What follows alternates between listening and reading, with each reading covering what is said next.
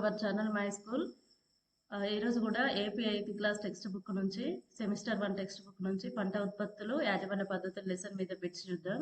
వీడియోలోకి వెళ్లే ముందు చిన్న క్లారిఫికేషన్ అండి. నిన్న వీడియో మీద ఒక బ్రదర్ అయితే ప్యాచరైజేషన్ మెథడ్లో మీరు సెకండ్స్ అని చెప్పారు మేడం, అవి సెకండ్స్ కాదు మినిట్స్ అని చెప్పేసి కామెంట్ చేయడం జరిగింది. అయితే దీని గురించి చిన్న క్లారిఫికేషన్ క్లారిటీ ఇద్దాం అనుకుంటున్నాను. ఎందుకంటే ప్రతి బిట్ కూడా చాలా ఇంపార్టెంట్ అండి. ఖచ్చితంగా మనకి దాని మీద అవగాహన ఉండాలి. కాన్సెప్ట్ మీద అవగాహన ఉన్నప్పుడు మనం ఆ బిట్ని ఏ విధంగా వచ్చినా ఆన్సర్ చేయగలుగుతాం. కాంపిటేటివ్ ప్రిపేర్ అయ్యే వాళ్ళకి ప్రతి బిట్ ఇంపార్టెంట్. ఎందుకంటే ఒక్కోసారి ఒక్క బిట్టే మన యొక్క జాబ్ని డిసైడ్ చేస్తుంది. చాలా మంది పాయింట్స్లో జాబ్ మిస్ అయిన వాళ్ళు ఉన్నారు. ఈక్వల్ మార్క్స్ వచ్చి డేట్ ఆఫ్ బర్త్ దగ్గర జాబ్స్ ఆగిపోయి ఇబ్బంది పడే వాళ్ళు కూడా చాలా మంది ఉన్నారు. కాబట్టి మనం ప్రిపేర్ అయ్యేటప్పుడు ప్రతి బిట్ అనేది ఇంపార్టెంట్. ఫస్ట్ ఈ కామెంట్ చేసినటువంటి బ్రదర్కి థ్యాంక్ యూ. ఎందుకంటే ఇప్పుడు ఆ కామెంట్ వల్లనే మనం ఇది డిస్కస్ చేయగలుగుతున్నాం. అండ్ అతను కామెంట్ చేశాడంటే వీడియోని చాలా కాన్సన్ట్రేటెడ్గా విన్నాడని అర్థం. కాబట్టి thank you and very good. వీడియోలోకి వెళ్ళినట్టయితే ఫస్ట్ ఇక్కడ చూడండి, ప్యాచరైజేషన్ అనగానేమి అని చెప్పాం. ప్యాచరైజేషన్ అంటే పాలను 15 నుంచి 30 సెకండ్లు 70 డిగ్రీల సెంటీగ్రేడ్ వద్ద వేడి చేసి చల్లబరచడం అని ఉంది. అయితే నిజానికి ఈ బిట్ రాసేటప్పుడు నాకు డౌట్ వచ్చింది, 30 సెకండ్స్ ఏంటి అని. అయితే నేను వెంటనే ఆల్రెడీ ఇంతకుముందు ఓల్డ్ బుక్స్లో మినిట్స్లో ఉంటుంది. ఇక్కడ 62 డిగ్రీ సెంటీగ్రేడ్ ఇచ్చి మినిట్స్ ఉంటుంది. ఇదేంటి సెకండ్స్ ఉంది మిస్ అంటే టెక్స్ట్ బుక్లో ఏమైనా రాంగ్ ఉందా అని చెప్పేసి నేను గూగుల్లో కూడా సెర్చ్ చేసి ఆన్సర్ని క్లారిఫై చేసుకున్నా. తర్వాతనే మనకి బిట్ రాయడం జరిగింది. అయితే ఇక్కడ చూడండి, ప్యాచరైజేషన్ అంటే ప్యాచరైజేషన్ పద్ధతిలో పాలను శుద్ధి చేయడం అనేది వేరువేరుగా రకాలుగా ఉంటుందండి. కాబట్టి ఇక్కడ చూడండి, ప్యాచరైజేషన్ పద్ధతిలో పాలను 63 డిగ్రీలు అంటే 145 ఫారెన్హీట్స్ దగ్గర 63 డిగ్రీ సెంటీగ్రేడ్స్ అంటే 145 డిగ్రీ ఫారెన్హీట్స్ దగ్గర అయితేనేమో 30 నిమిషాలు వేడి చేస్తారు. ఒక్కసారి చూడండి, ప్యాచరైజేషన్ పద్ధతిలో 63 డిగ్రీల సెంటీగ్రేడ్ ఇస్తే లేదా 145 ఫారెన్హీట్స్ ఇస్తే 30 నిమిషాల పాటు పాలను వేడి చేస్తారు. అదే 72 డిగ్రీలు లేదా 162 ఫారెన్హీట్స్ వద్ద అయితే 15 సెకండ్స్ పాటు పాలను వేడి చేస్తారు. మనకి ఇక్కడ క్వశ్చన్ ఏంటిది, 70 డిగ్రీలని ఇచ్చాడు. కాబట్టి ఇక్కడ 15 సెకండ్సే ఆన్సర్ వచ్చేసి సెకండ్స్ అనేదే రైట్ అండి. ఎప్పుడైనా మనకు ఒక కాన్సెప్ట్ మీద గ్రిప్ ఉంటే ఆ క్వశ్చన్ మనం ఏ విధంగా అడిగినా ఆన్సర్ చేయొచ్చు. ఇప్పుడు ఇదే ఆన్సర్ని గుర్తుపెట్టుకుంటే మన ఎగ్జామ్లో 63 డిగ్రీస్ ఇచ్చింది అనుకోండి, అప్పుడు మళ్ళీ మనం కన్ఫ్యూజ్ అయిపోయి సెకండ్స్ పెడతాం. కాబట్టి గుర్తుపెట్టుకోండి, 63 డిగ్రీల సెంటీగ్రేడ్ లేదా 145 డిగ్రీల ఫారెన్హీట్స్ అని ఇచ్చినప్పుడు ఆ పాలను 30 నిమిషాలు వేడి చేస్తారు. లేదా 72 డిగ్రీల సెంటీగ్రేడ్ 162 ఫారెన్హీట్స్ ఇస్తే 15 సెకండ్స్ మాత్రమే పాలను వేడి చేస్తారు. అయితే ఈ ప్యాచరైజేషన్ మెథడ్ అనేది చాలా రకాలుగా ఉంటుంది. అందులో ఫస్ట్ బ్యాచ్ ప్యాచరైజేషన్ అంటే ఇందులో ఈ పద్ధతిలో పాలను పెద్ద ట్యాంక్లో లేదా వ్యాట్లో ఉంచి కనీసం 63 డిగ్రీ సెంటీగ్రేడ్ వద్ద 145 ఫారెన్హీట్స్ వద్ద 30 నిమిషాలు వేడి చేస్తారు. ఈ పద్ధతిని బ్యాచ్ ప్యాచరైజేషన్ అంటారు. మనకి ఓల్డ్ టెక్స్ట్ బుక్స్లో, అదేవిధంగా ఇప్పుడు రన్ అవుతున్న తెలంగాణ టెక్స్ట్ బుక్లలో కూడా ఇదే పద్ధతిని ఇదే బిట్ని ఇవ్వడం జరిగింది. అయితే ఇప్పుడు నెక్స్ట్ ఇంకొక మెథడ్ ఉంటుంది, అధిక ఉష్ణోగ్రత స్వల్పకాలిక ప్యాచరైజేషన్, HTST మెథడ్ అంటాం. ఈ HTST మెథడ్లో ఏం చేస్తారంటే 72 డిగ్రీల సెంటీగ్రేడ్ వద్ద లేదా ఫారెన్హీట్స్లో అయితే 162 డిగ్రీల ఫారెన్హీట్స్ వద్ద పాలను 15 సెకండ్స్ వేడి చేస్తారు. ఈ పద్ధతిని ఏమంటారంటే ఫ్లాష్ ప్యాచరైజేషన్ మెథడ్ అని పిలుస్తారు లేదా HTST మెథడ్ అని పిలుస్తారు. కాబట్టి ఇక్కడ టెంపరేచర్ చూసుకోవడం ఇంపార్టెంట్. ఈ టెంపరేచర్ని బట్టి ఇవి సెకండ్సా మినిట్సా, ఎన్ని సెకండ్స్ ఎన్ని మినిట్స్ అనేవి చేంజ్ అవుతూ ఉంటుంది. తర్వాత UHT ప్యాచరైజేషన్ అనేది కూడా ఇంకోటి ఉంటుంది. ఈ పద్ధతిలో ఏం చేస్తారంటే పాలను అధిక ఉష్ణోగ్రత వద్ద అంటే దాదాపు 130 డిగ్రీ సెంటీగ్రేడ్స్, ఇది ఫారెన్హీట్స్లో తీసుకుంటే 450 అబౌవ్ ఉండొచ్చు, అంటే 135 డిగ్రీ సెంటీగ్రేడ్ వద్ద చాలా తక్కువ టైం, అంటే ఒక సెకండ్ కంటే తక్కువ టైమే వేడి చేసి హానికర సూక్ష్మజీవులను చంపేసి ప్యాక్ చేయడం జరుగుతుంది. ఈ విధంగా ప్యాచరైజేషన్లో చాలా మెథడ్స్ ఉంటాయండి. కాబట్టి మనకి ఇక్కడ ప్యాచరైజేషన్ అనే కానీ టెంపరేచర్ బేస్ చేసుకొని అవి ఎన్ని సెకండ్స్ ఎన్ని మినిట్స్ అనేవి మారుతాయి. Okay, thank you. అయితే ఇంకొక విషయం ఏంటంటే మన వీడియోలో వచ్చేటటువంటి ప్రతి బిట్ కూడా నేను టెక్స్ట్ బుక్ చదివి బిట్స్ రాసుకొని వాటిని వీడియో చేసి పోస్ట్ చేయడం జరుగుతుంది. దాదాపు మళ్ళీ టెక్స్ట్ బుక్ వీడియో చేయడానికి ముందు టెక్స్ట్ బుక్ని లైన్ టు లైన్ చదివి బిట్స్ రాసి వాటిని వీడియో చేయడం జరుగుతుంది. 99% టెక్స్ట్ బుక్లో నుంచి బిట్స్ అయితే మిస్ కావు. నేను చాలా క్లియర్గా క్లారిటీగా ప్రతి లైన్ చదివి బిట్స్ రాయడం జరుగుతుంది. చాలా మందికి ఇప్పుడు టైం లేదు కదా చదవడానికి, కాబట్టి డైరెక్ట్ టెక్స్ట్ బుక్ చదవకుండా వీడియోస్ ఫాలో అయితే కూడా టెక్స్ట్ బుక్లో ఉన్న ఇన్ఫర్మేషన్ అయితే కవర్ అవుతుందండి. అదేవిధంగా కొన్ని ఇలాంటివి కానీ ఇంకేదైనా ఒక టాపిక్ వచ్చినప్పుడు దానికి రిలేటెడ్గా చాలా అంశాలు వస్తాయి. అయినప్పటికీ నేను వాటి గురించి ఎక్స్ట్రా బిట్ రాయట్లేదు. ఏదైతే టెక్స్ట్ బుక్లో ఇచ్చారో ఆ టెక్స్ట్ బుక్ను బేస్ చేసుకొని రాయడం జరుగుతుంది. ఇక్కడ కూడా ప్యాచరైజేషన్ ఇదే సెకండ్స్నే తీసుకోవడం రీజన్ ఏంటంటే మనకి ఏపీ 8th క్లాస్ టెక్స్ట్ బుక్లో ఉన్నటువంటి ఇన్ఫర్మేషన్ ఇదే కాబట్టి టెక్స్ట్ బుక్ను బేస్ చేసుకొని ఈ ఆన్సర్ రాయడం జరిగింది.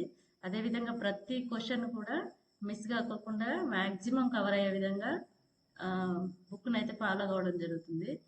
మీకు టైం లేదు అనుకున్న వాళ్ళు మళ్ళీ టెక్స్ట్ బుక్ చదవాల్సినటువంటి అవసరం అయితే లేదు. ఒకవేళ ఏదైనా టాపిక్ని కనుక పూర్తిగా కవర్ చేయలేకపోయానంటే నేను ఖచ్చితంగా వీడియోలో మెన్షన్ చేస్తాను, ఈ టాపిక్ మళ్ళీ ఒకసారి చూసుకోండి అని. కాబట్టి టైం లేని వాళ్ళు, కోచింగ్స్కి వెళ్ళలేని వాళ్ళు, ఇంకా ఇంట్లో చదువుకోవాలని ఉన్నా కూడా ఎన్నో పనులు ఉండేటటువంటి హౌస్ వైఫ్స్ కానీ, ఆల్రెడీ వేరే జాబ్స్ చేసేవాళ్ళు, మళ్ళీ అంటే ఎడ్జిటీగా చేసుకుంటే ఎస్ఏ రాసేవాళ్ళు, ఇలాంటి వాళ్ళకి మన వీడియోస్ అయితే చాలా యూస్ఫుల్గా ఉంటాయండి. కాబట్టి ఛానల్ అయితే ఫాలో అవుతుంది. ఇలాంటి వీడియోస్ కోసం మన ఛానల్ అయితే సబ్స్క్రైబ్ చేసుకోండి. అదేవిధంగా వీడియో చూసిన తర్వాత వీడియోకి ఒక లైక్ చేయండి. లైక్ చేయడం వల్ల ఏమవుతుందంటే వీడియోస్ ఇంకొంతమందికి రీచ్ అవుతాయి. ఓకే అండి, వీడియోలోకి వెళ్దాం. వీడియోలోకి వెళ్ళే ముందు వీడియోలోకి వెళ్దాం. ఫస్ట్ వన్ పంట ఉత్పత్తులు యాజమాన్య పద్ధతుల మీద.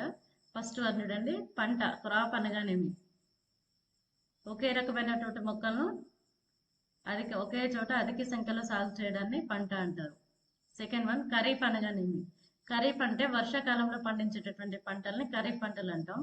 జూన్ టు సెప్టెంబర్ మధ్యలో పండేటటువంటి పంటలు, అంటే జూన్లో వేస్తారు, సెప్టెంబర్ మధ్యలో లేదా సెప్టెంబర్లో వాటి కోతకు రావడం జరుగుతుంది. ఇలాంటి పంటల్ని ఖరీఫ్ అంటాం. ఎగ్జాంపుల్కి వరి, జొన్న, సోయాబీన్, వేరుశనగ, పత్తి ఇవన్నీ. రబీ అనగానేమి. రబీ అంటే శీతాకాలంలో పండే పంటలు అని ఇచ్చాడు.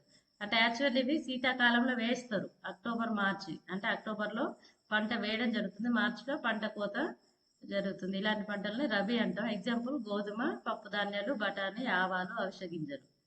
నెక్స్ట్ వన్ రైతు మిత్ర అని ఏ జీవిని పిలుస్తారు? వానపామును పిలుస్తారు. ఎందుకంటే వానపాములు ఏం చేస్తే నేలను గుల్లబారేటట్టుగా చేసి ఆ నేల సారాన్ని పెంచడానికి ఉపయోగపడతాయి కాబట్టి వానపాములను రైతు మిత్ర అని పిలుస్తారు.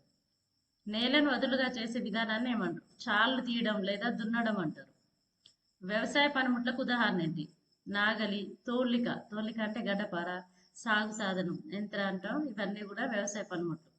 నాగలికి ఉండే బలమైన త్రికోణాకార బద్దెని ఏమంటారు? నాగలి గొర్రు అంటాం. నాగలి గొర్రు సైడ్ రైతు పట్టుకోవడానికి ఉండేటటువంటి ఒక చేతి పిడి ఉంటుంది.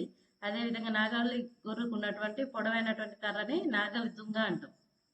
సేంద్రియ ఎరువులు అనగానేమి. మొక్కలు మరియు జంతువుల యొక్క వ్యర్థాలు విచ్ఛిన్నం చెందడం వల్ల ఏర్పడేటటువంటి పదార్థాన్ని సేంద్రియ ఎరువు అంటాం. అంటే జీవుల నుంచి మొక్కలు, జంతువుల యొక్క వ్యర్థాలు విచ్ఛిన్నం చెందడం వల్ల ఏర్పడేటటువంటి ఎరువు.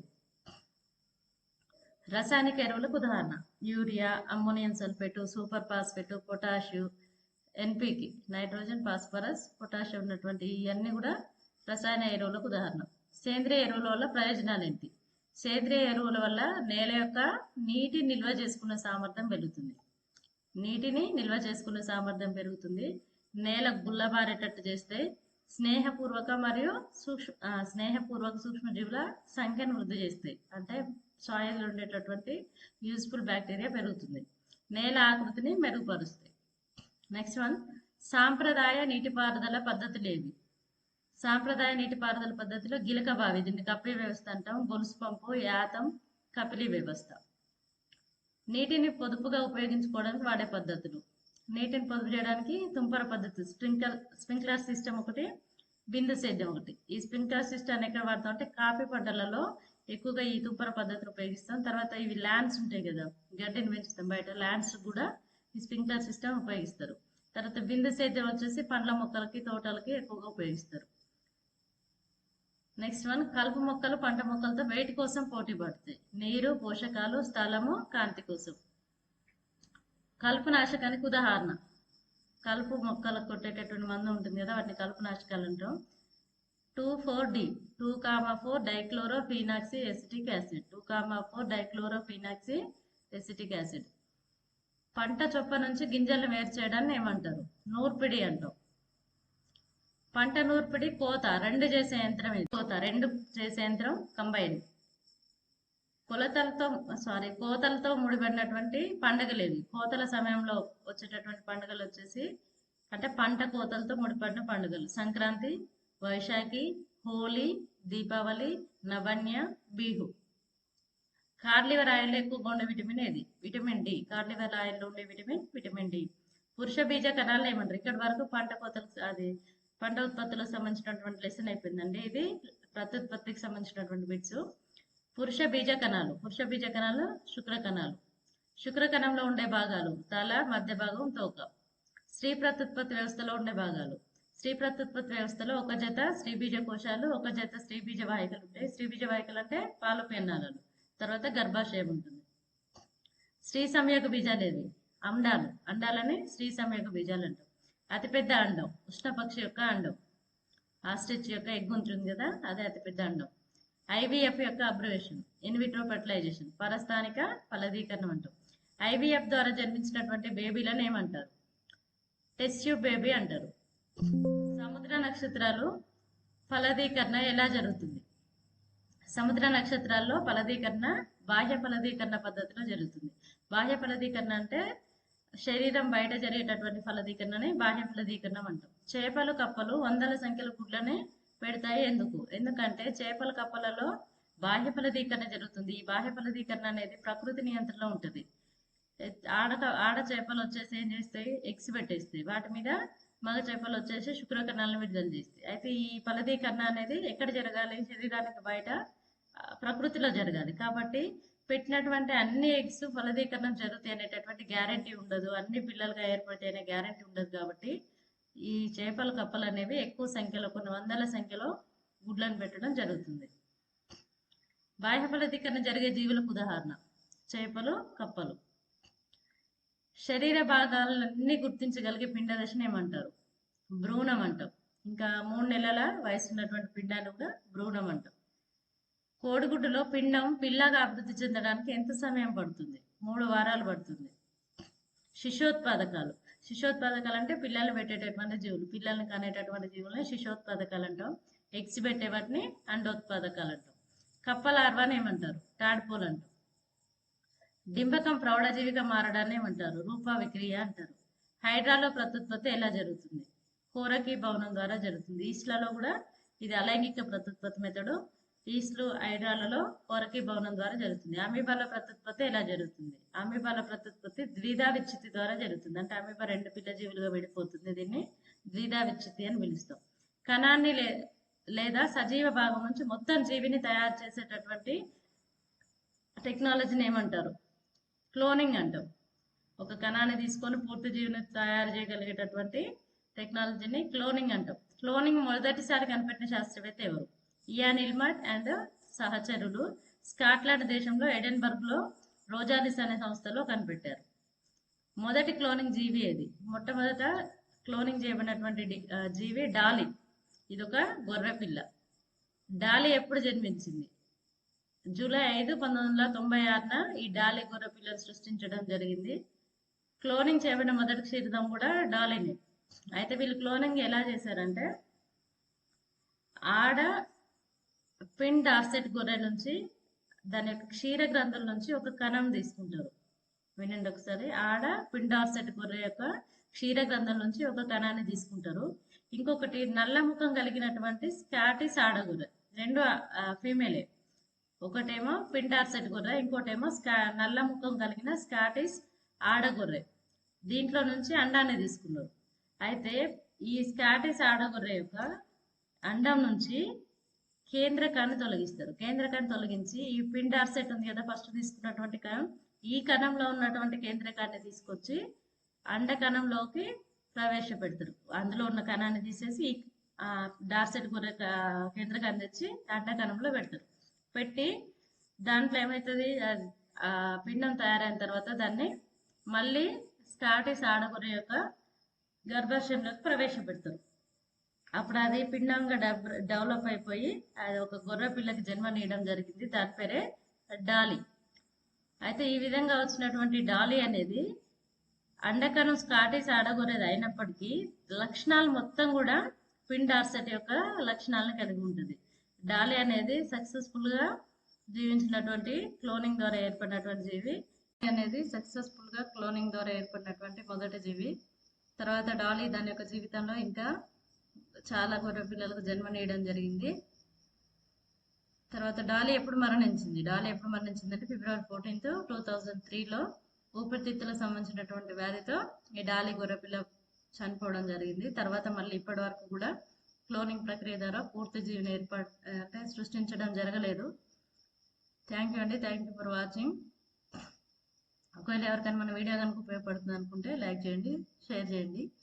మరిన్ని వీడియోస్ కోసం ఛానల్ అయితే సబ్స్క్రైబ్ చేసుకోండి. ఇంకా ఎవరికైనా మన వీడియోస్ ఉపయోగపడతాయి అనుకుంటే కనుక ఛానల్